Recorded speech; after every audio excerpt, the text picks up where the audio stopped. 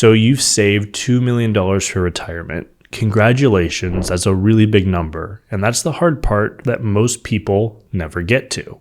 But here's the problem. The 5 moves that you make next, the ones which are going to decide how much of that $2 million you actually keep versus what you're going to hand to the IRS, most retirees rank them completely backwards.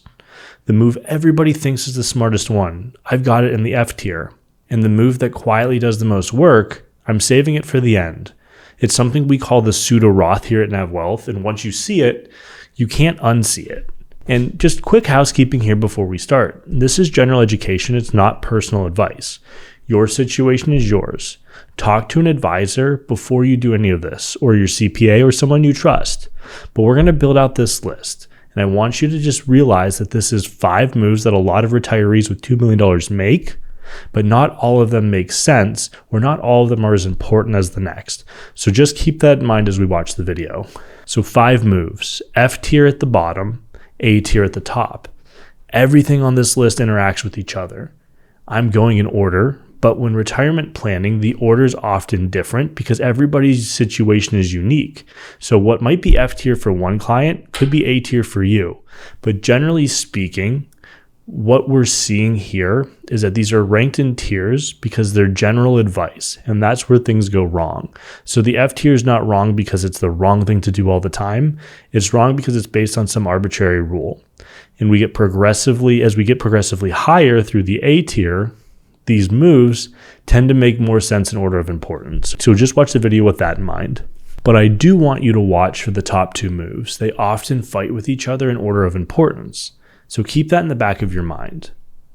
So F tier, and this is dead last. And this is the advice that you should just wait until 70 to take your Social Security. Now, every talking head on the internet says this. Wait until 70 because you get something like an 8% step up every year, and it's the biggest guaranteed check of your life. And it's not the math that's wrong. It's the blanket rule. And the blanket rules are exactly where retirees lose money. It's the same thing as the 4% rule. And the same thing goes for the 100 minus your age is how much you should have in stocks versus how much you should have in bonds rule. It's all garbage because it's not personalized to any one retirement plan. But let's just stick with Social Security for the time being. Here's what just wait until 70 ignores. It ignores your portfolio. If you're waiting until 70, you're living off your investments for those years instead. You're drawing them down in early retirement, which is the worst possible time to be selling if the market's down. That's called sequence of returns risk, and the blanket rule walks you right into it if you're not careful. It also ignores taxes. Those years before Social Security kicks in, those are your golden window for other moves, and I'll show you why in a minute. Delaying can actually collide with better strategies. It ignores your spouse. Survivor benefits change the entire calculation, and the just wait crowd never mentions it. And it ignores your health. The break even on waiting is usually your low 80s or high 70s, depending on when you first claim. And that's a real bet. Some people should make that bet, and others should not. A couple we worked with retired with about $2 million recently, and that's when they came to our firm to ask for some advice. And it was mainly in pre-tax accounts. She was 67, and her benefit at that point was about $2,200 a month, a couple bucks more. And he was 64, and his benefits at that point, if he were to take them, were around $2,100. And we expected that to grow to about $3,300 if he delayed until 70. They needed to spend about $120,000 each year to live the life they were comfortable living, essentially what they had been doing for the last 30 or 40 years while they were working. So pulling from their IRAs only and delaying Social Security meant they were going to pull out the $120,000 they needed, but more on top of that because of taxes. So with the generic advice of them both waiting till 70, they would have paid $16,000 in federal tax, an additional $4,500 in state taxes because they happen to live in California, and California happens to tax IRA withdrawals. We're in Pennsylvania, so that's not a problem we have here, but it is state specific. So you want to factor that in when you're making this decision as well. That means their account was depleted by about $140,000 each year. They followed this strategy. And as long as the markets continue to go up, that's not a huge deal. But they had risk if the market went down. Even a 10% drop in year one, and their portfolio is worth only about $1.6 to $1.7 million. That was their risk. By following blanket advice, they could get hammered in a downturn. So the reframe on this is this. The question was never, when should I take Social Security? The question is, when does Social Security fit the rest of my plan?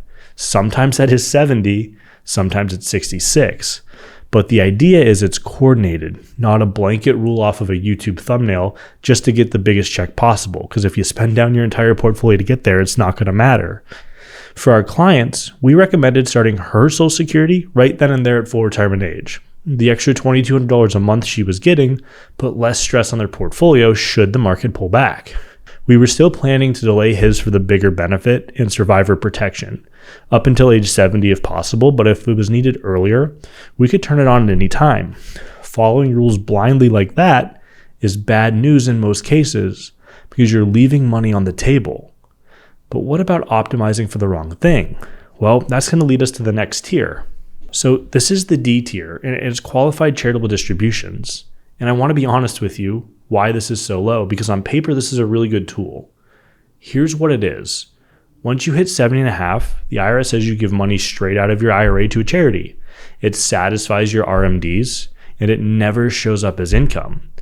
It is hands down the most tax efficient way to give money to a charity from your retirement accounts that exists. So why is it in the D tier? Because if you have $2 million, you're probably relying on those assets to live. You don't have as much room as somebody with $4 or $5 million saved to give to charity. Oftentimes you have a Social Security benefit that's somewhere in the way of $50,000 to $60,000 if you're a married couple, but you might need to spend $80,000, $90,000, $100,000 a year just to live your life. So if you have a $2 million portfolio, and let's say half of that is in your traditional IRA or your 401k, your first year's RMD is roughly $40,000. And when you pair that with your $60,000 Social Security benefit, and you need to spend $100,000 a year, well, your $60,000 Social Security plus your $40,000 RMD is exactly what you need to spend. You got to pull out a little bit more because of taxes, and suddenly what you have the capacity to give via qualified charitable distribution is gone because you need that money to live on. And I'm not saying that this is a bad move. What I am saying, though, is if you're optimizing for qualified charitable distributions first, that's the bad move. In fact, what I find with QCDs is they're often the byproduct of having an account or a retirement plan that's set up the right way.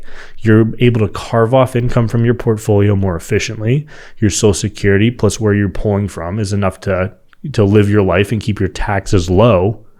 But then you have some RMD money left over, and that's when you consider the qualified charitable distribution because you have to take it, you just don't want to be taxed on it.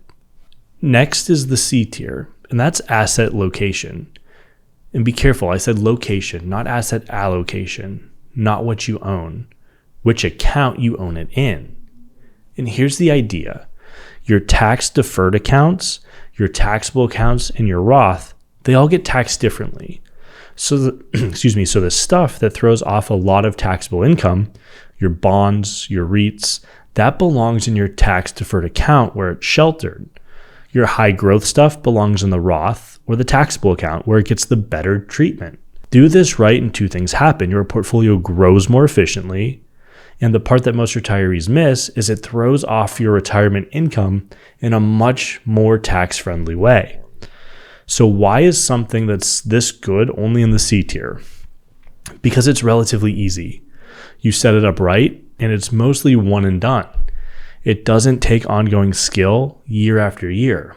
It matters, but it just doesn't take a genius to figure it out. And the top of this list is reserved for the moves that do. And frankly, if you're going to follow the B and A tiers correctly, asset location kind of sets itself up organically. It's a byproduct of the two more important moves. Speaking of which, now we're going to get to those two moves, and they tend to fight each other. So when we're going through these, keep that in mind, because doing one limits how you can do the other and vice versa. Next is the B tier, and that's the Roth conversion ladder, which is done in your retirement gap years. So picture this, there's a window, and you're retired, but you haven't started taking Social Security yet, and you're not old enough for your required distributions.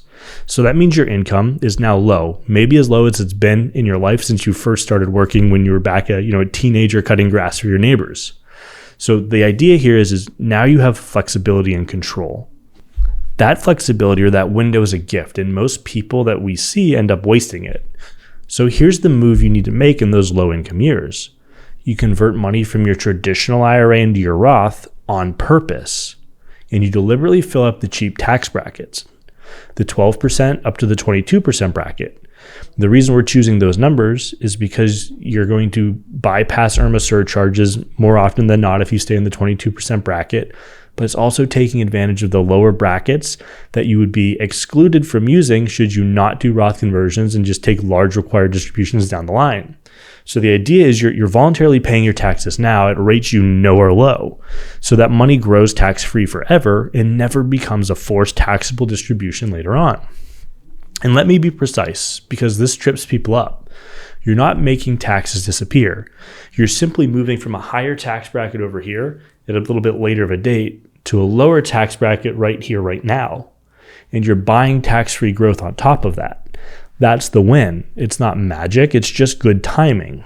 But here's what nobody tells you about this Roth conversion ladder. This can sabotage your A-tier move, because every dollar you convert stacks on top of your income. It pushes your taxable income up. And there's a strategy, the one I've got at the very top of this list, that only works if your income stays low. And if you're a $2 million retiree, it's actually the biggest benefit you could have in terms of retirement income. So these two are pulling in opposite directions. So what should we do? Now hold that thought, because now we're going to get to the A tier. Let me explain what it is.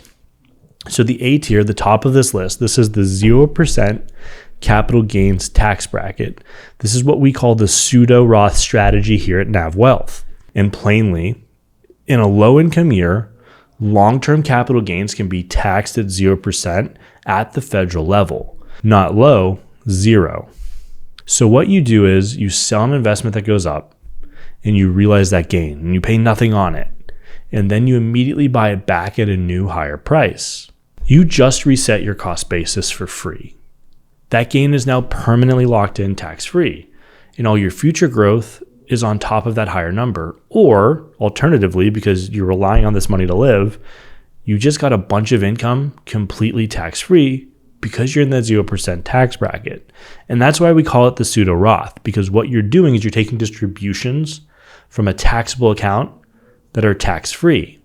You got tax-free growth realized and a fresh basis if you reinvested, or tax-free income. So this functions completely like a Roth without you ever needing a Roth account to do it. So who qualifies for this? Your taxable income has to be in the 0% bracket threshold. And in 2026, that's $98,900 for a married couple, and half of that if you're a single filer. But if you're watching this in future years, just be sure to check the current number, because these numbers are adjusted for inflation and the thresholds move every single year. And here's where this all comes together. So these two moves I told you at the beginning, they're fighting for each other, right? Your Roth conversions, which we're calling the B tier, and your 0% capital gains harvest, which is what we call the A tier, that's that Pseudo-Roth strategy, they're drinking from the same cup. The cup is your available room under the different income thresholds. If you fill up that room with Roth conversions, there's nothing left to harvest gains at 0%. If you fill it up with capital gains harvesting, on the other hand, you can't convert as much. So the real skill, the thing that actually separates a good retirement plan from a great one, isn't picking just one of the strategies. It's knowing how to split the space between the two every single year based on your income, your goals, and where you think tax rates are headed, whether that's because legislation is changing or you just have an inkling that taxes might be going up or down. That's why this is A tier. It's not just a great move on its own. It forces you to sequence everything else correctly. And that's the part that is hard to get right. We actually built an entire video around the Pseudo-Roth strategy because it's one of the most important strategies we use for our clients, especially at that $2 million level. The video is called Your Brokerage Account Can Be a Roth. Here's how. Go check it out for the in-depth play-by-play. Now, before you run off and do all of this, every single one of these 5 moves assumes you have low income gap years. That's the fuel. But if you've got a pension or rental income or a spouse who's still working, or maybe you have a portfolio that kicks off a ton of income from dividends, that low income window is going to shrink, and sometimes it shrinks down to nothing.